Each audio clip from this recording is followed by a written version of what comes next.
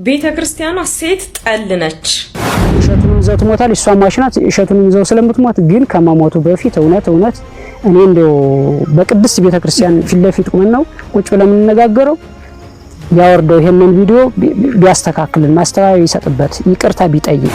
ለመሆኑ ያስካለ ማርያምን በዋልድባ በረሃ ውስጥ አትታወቅምን? ከ1987 ዓመተ ምህረት ጀምሮ በዳልሻ ገዳም ውስጥ አላደገችምን?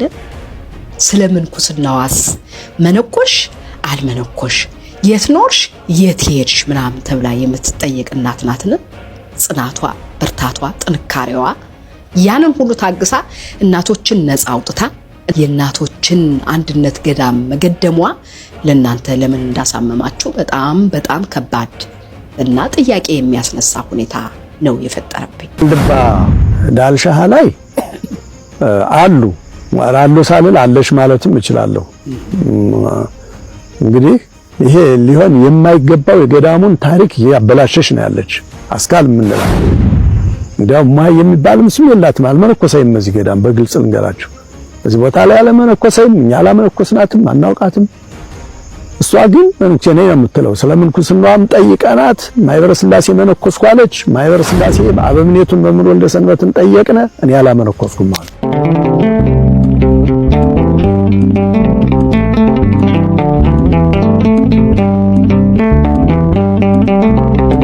ቤተክርስቲያኗ ሴት ጠል ነች፣ ሴቶችን ዝቅ አድርጋ ነው የምታየው ብለን ስንጠይቅ እምትሉንን እናውቃለን። ወንዶቹስ እሺ ያው የጥቅም ጉዳይ ነው፣ ጥቅማቸውን እያሰቡ ነው። እኔ የሚገርመኝ ሴቶቹ ይሄው እነዚህ የገዳም አባቶች ከገዳም ድረስ ወደ ሚዲያ በየጊዜው የሚያመላልሳቸው ጉዳይ ይሄ ነው። ዋልድባ ላይ እንዴት ሴቶች ለብቻቸው የተለየ የሴቶች ገዳም አላቸው ተብሎ ዩቲዩብ ላይ ተላለፈ። ስለዚህ እንደዚህ ለመተላለፉ ያው ይቅርታ ጠይቋል፣ ግን ድጋሚ ይቅርታ መጠየቅ አለበት። እዚሁ ድረስ በአካል መጥቶ ይቅርታ ካልጠየቀን እያሉ ነው ደግሞ አሁን። እና ይቅርታ የማይጠይቀን ከሆነ እናስፈርድበታለን፣ ምህላ እንይዝበታለን፣ መቁጠሪያ እናነሳበታለን ምናምን እያሉ ነውና ይሄን ያህል ሴት ጠሎች ናቸው። እንዴት እንደዚህ ተባለ በሚል ነው እንግዲህ ይሄ ሁላ ማለት ነው። ምክንያቱም ምን አሉ ዓለማዊ ላይ ይሄ እሱ ከዓለም ያመጣውን የሴቶች እኩልነት ሴቶች ከወንዶች እኩል ናቸው ምናምን የሚል አስተሳሰብን ይዞ መጥቶ ገዳም ላይ ሴቶች እኩል ናቸው ብሏል፣ የሴቶች ገዳም አለ ብሏል። እና እዚህ ደግሞ ይሄ አይሰራም። የቤተክርስቲያን ሕግን መጋፋት ነው፣ መተላለፍ ነው። በቤተክርስቲያን ሴቶች ከወንድ እኩል አይደሉም። በግልጽ ማለት ነው አስገባላችኋለሁ። በቤተክርስቲያን ሴቶች ከወንድ እኩል አይደሉም። ማን እዛ ጋር ድርሷቸው የሚኖሩት በእኛ ስር ነው፣ እኛ እያዘዝናቸው ነው የሚኖሩት። እነሱ አፈር ጠባቂዎች ናቸው እያለ ነው። አፈር ጠባቂ ማለት እንግዲህ ሲገባኝ ያው ዕለተ ሞታቸውን ነው የሚጠብቁት ነው የሚኖሩት። እህል ቤት ነው እያለ ነው። ያው እህል ቤት ለሌሎቹ ወንድ መነኮሳት ምንድነው ገብሱንም ስንዴውንም ምናምን እያበጣጠሩ ለነሱ እየፈጩ ምናምን የሚደረገውን ያደርጉላቸዋል። እህል ቤት ሆነው ማለት ነው ሴት ገዳማውያን ወይንም መነኮሳት እናቶች። ከዚህ ውጪ ከጉልበታቸው ውጪ ለሌላ ለምንም አይፈለጉም። እየታዘዙ በወንድ መነኮሳት እየታዘዙ ዕለተ ሞታቸውን መጠበቅ ነው። ሌላው ይቅርና አይደለም የሰው ሴት የእንስሳ ሴቶች እንኳን ወደማይገቡበት ገዳም ሴቷን መነኩሴ ያስገብቷል እያሉ ነው። እና ከሰው አልፈው የእንስሳ ሴቶችን ሁላ የሚጠሉ ናቸው። ከሰው አልፈው እንግዲህ አሁን ሴቶች በደንብ እዚህ ጋር ተኮር አድርጋችሁ ማየት ያለባችሁ ነገር ይኖራል ማለት ነው። ዳልሻ ላይ የሴቶች ገዳም አለ መባሉ ወደ ሌሎችም የዋልድባ ገዳማቶች ይሄ ነገር ከተላለፈ ወረርሽኝ ማለት ነው። አደገኛ በቃ በሽታ ነው ይሄ። እና አሁን ሴቶቹ እኛ ተገንጥለን ነው እንትን የምንለው ካሉ እንዴት ነው የምንሆነው እያሉ ነው። አሁንም እኮ እያሳሰባቸው ያለው የጥቅም ጉዳይ ነው እንጂ እግዚአብሔር አሁን መሬትን ከፈጠረ በኋላ ይህንን መሬት ወንዶች ይርገጡት ሴቶች ደግሞ እንዳይረግጡት እንዴ። እና አሁን እነዚህ እንግዲህ ገዳማውያን ሀገራችን ላይ ስንት የሚያሳስበን ነገር አለ። ለምንድን ነው መቁጠሪያ ያላነሳችሁልን? አሁን ሴቶች በየጊዜው ይገደላሉ፣ ይደፈራሉ፣ ወንዶችም እንደዛው ሹፌሮች ይገደላሉ። በጣም ብዙ ሰብአዊ መብት ጥሰቶች ሀገራችን ላይ አሉ፣ ጦርነቶች አሉ ምናምን። እና ለነዛ እንደዚህ በቃ አንገብግቧችሁ ሚዲያ ላይ መታችሁ ህዝቡን ሁሉ እየቀሰቀሳችሁ ለምንድን ነው ምህላ ማትይዙት ማታወግዙት ምናምን አገሪቱ ላይ ያሉትን ነገሮች እንደዚህ ሙጥኝ ብላችሁ ለዛው ይቅርታ ተጠይቃችሁ ድጋሚ በአካል መጥቶ ይቅርታ ይጠይቃን ነው ደግሞ ሆነ እያሉ ያሉት። ለምን የሴቶች ገዳም ብሎ አስተላለፈ? በቃ ሌላ ጉዳይ እኮ አይደለም። ይሄ በግልጽ ምንድነው የሚያሳየው? ሴት ጠሎች ናቸው። በቤተ ክርስቲያን ሴቶች ከወንዶች እኩል አይደሉም። አትሸወዱ። አሁን ብዙ ጊዜኛ እንዴት ረዳት እንባላለን፣ እንዴት እንደኩል አንታይ ምናምን ብለን ስንጠይቅ የሚሉን ነገር ምንድነው? ዳዊት ጸሎት ሲያደርግ እግዚአብሔርን ረዳቴ ብሎ ጸሎት አድርጓል። ያ ማለት እግዚአብሔር የዳዊት የበታች ነው ማለት ነው ወይ እምትለዋን ያመጡና በቃ ያለባብሱና እንደውም ቤተ ክርስቲያኗ እንደ ሴቶች ያከበረችው የለም፣ እንደውም ለሴቶች ትልቅ ቦታ ሰጥታለች ምናምን ይላሉ። የታል? አልተሰጠንም። እንኳን ትልቅ ቦታ ሊሰጠን የሆነ ቦታ እንኳን እንዳንረግጥ ይሄው እንደዚህ የተደረገ ነው። ተውት ሌላውንና የሌለ እንኳን እንዴት እንደዚህ ይባላል? ዋልድባ ላይ እንዴት የሴቶች ገዳም አለ ይባላል? ጽሁፍ በቃ ማለት ይሄ አለ ስላለ ብቻ ማለት ነው። እነዚህ ናቸው እንግዲህ ሴትን ያከበሩት እና ሴቶች በቤተ ክርስቲያን እኩል ናቸው እንደውም እንደዚህ ናቸው እያሉ የሚያስተባብሉልን ይሄንን ነው። እና በጣም ነው የሚያሳፍረው። ሴት ጠል ናቸው። የትኛውም ሃይማኖት ሴቶችን እኩል አድርጎ አይቶ አያውቅም። በቃኛ ሲጀምር የማንከበርበት ቦታ ላይ ምን እንሰራለን? የምንፈለገው እኮ ለጉልበታችን ብቻ ነው። በቃ በግልጽ እኮ ይሄው አስቀመጠ። እህል ቤት ነው የሚኖሩት አለ። እኛስ እያዘዝናቸው በእኛ ስር ሆነው ሴትና ወንድ እኩል አይደሉም። በቃ አስረግጦ ነው እኮ እያስረዳ የነበረው። በዋልባ ህግ የሴት ገዳም ብለህ እንዳታስተላልፍ። በዋልባ ስርዓት በዋልባ ህግ ፈጽሞ ሴት የሚባል ነገር የለም። እነሱ ጥገኞች ናቸው፣ አፈር ጠባቂዎች ናቸው። እህል ቤት ላይ የሚቀመጡት በእኛ ስር ታዘው ነው የሚኖሩት።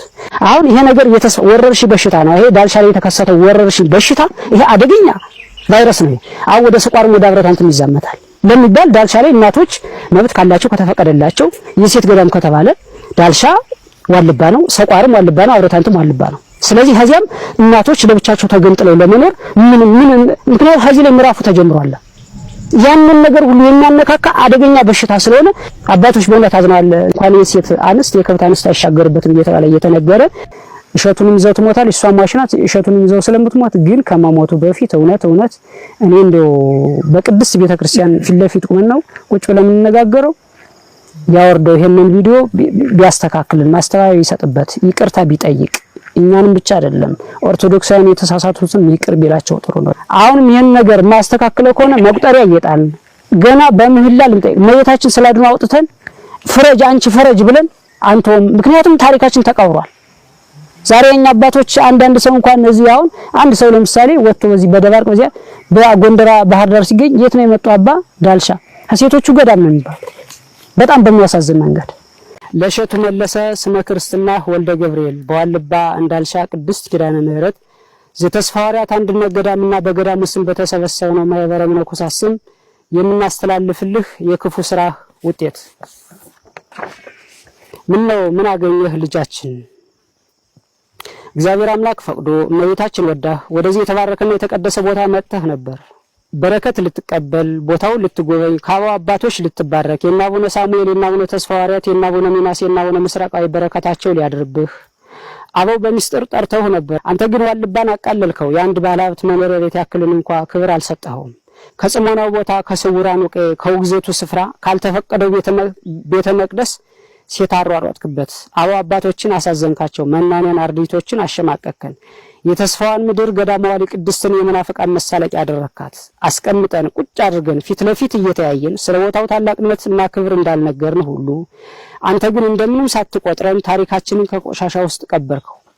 ይህች 12 ዓመት ሴት መነኩሴ እያልክ ያልመነኮሰችውን ገና ባመክሮ ያለች ለዛውም የአበው አባቶችን ውግዘት ጥሳ ዋልባን ያክል ትልቅ የቅድስና ቦታ በድፍረት ኃጢአት የኔ ነው የምትል ሴት ያሯሯጥክበት የቅድስና ቦታ ተራ የድራማ መስሪያ ሜዳ አልነበረም።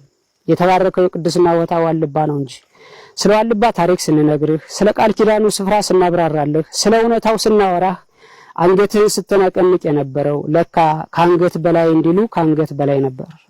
በዓለም ላይ ያለውን ስርዓት ይዘህ መጥተህ ሴቶች ከወንዶች በምን ያንሳሉ እኩል ናቸው የሚለውን ዓለማዊ አጀንዳ ቀርጸህ አምጥተህ አበው ካልፈቀዱት ቦታ ከተቀደሰው ክልል ሴቶችን አሻግረን እነርሱንም አስወግዛ ወደ ቤትህ ተመለስክ። አፈር መስለን አፈር ግጠን መሬት ነክተን ለተሞታችን ከምንጠባበቅበት የአባቶቻችን አጽም ከምንጠብቅበት እግዚአብሔር አምላክ ካለም ሰውሮ ያስቀመጠውን ቦታ ሳንጠራ ሳንጽፍልህ አንዲት ለዋልባ ጥፋት ዲያብሎስ ያዘጋጃት ሴት ጎትታ አምጥታ ይሄው የቅዱስ ቦታ ታሪክ ጥቁር ጥላሸት ቀባው።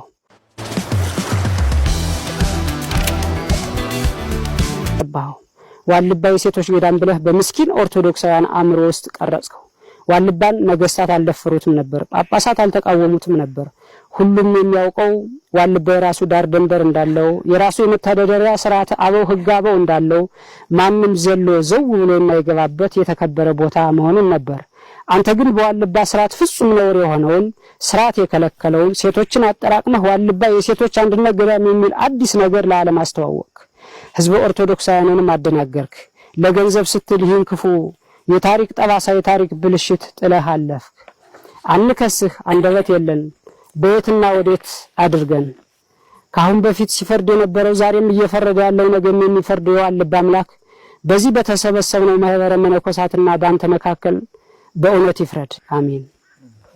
ዋልባ ዳልሻህ ላይ አሉ ሳልል አለሽ ማለትም እችላለሁ። እንግዲህ ይሄ ሊሆን የማይገባው የገዳሙን ታሪክ ያበላሸሽ ነው ያለች አስካል ምንላት።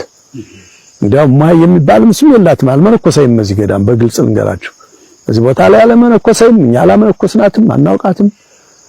እሷ ግን እንቺ ነኝ የምትለው ስለምንኩስናዋም ጠይቀናት ማይበረ ስላሴ መነኮስኳለች። ማይበረ ስላሴ አበምኔቱን መምህር ወልደ ሰንበትን ጠየቅነ፣ እኔ አላመነኮስኩም ማለት። የዛሬ 3 እና 4 ዓመት አካባቢ ፋርማሲስት በማጠናበት ወቅት አንዱ አናቶሚ ነበር። አናቶሚ የሚባለው ሳይንስ ምን እንደሚል ታውቃላችሁ?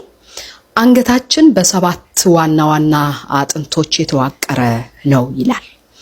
ይህንንም ደግሞ ከተለያዩ እንስሳቶች ጋር እኩል የሆነ 7 አጥንት ወይም ጠንካራ ጡንቻ እንዳለው ይናገራል ማለት ነው።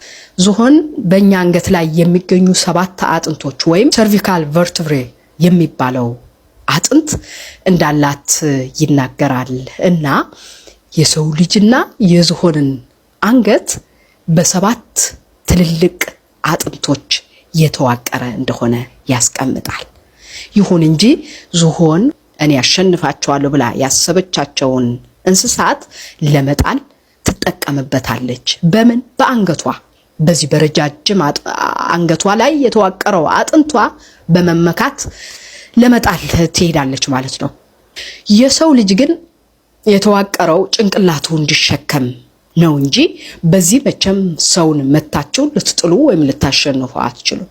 ሰው የሚያሸንፈው በጭንቅላቱ እግዚአብሔር ባዋቀረው አይምሮ ውስጥ ያለው በአስተሳሰቡ ብቻ እንደሆነ ነው እንግዲህ የሚያስተምረው ማለት ነው ይህ ክፍልና አንዳንድ አካላት ስንመለከት ይህ አንገታችን ላይ ያለውን 7 ጠንካራ አጥንታችን የተመኩበት ይመስለኛል።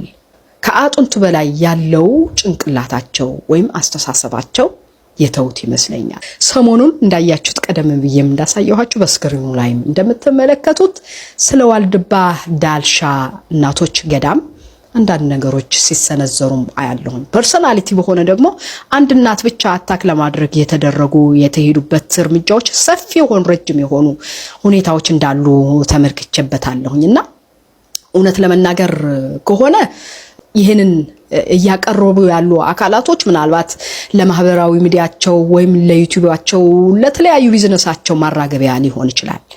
አባቶችን ግን መጠየቅ ፈልጋለሁ። ለመሆኑ ሞያስ ካለ ማርያምን በዋልድባ በረሃ ውስጥ አትታወቅምን? ከ1987 ዓመተ ምህረት ጀምሮ በዳልሻ ገዳም ውስጥ አላደገችምን?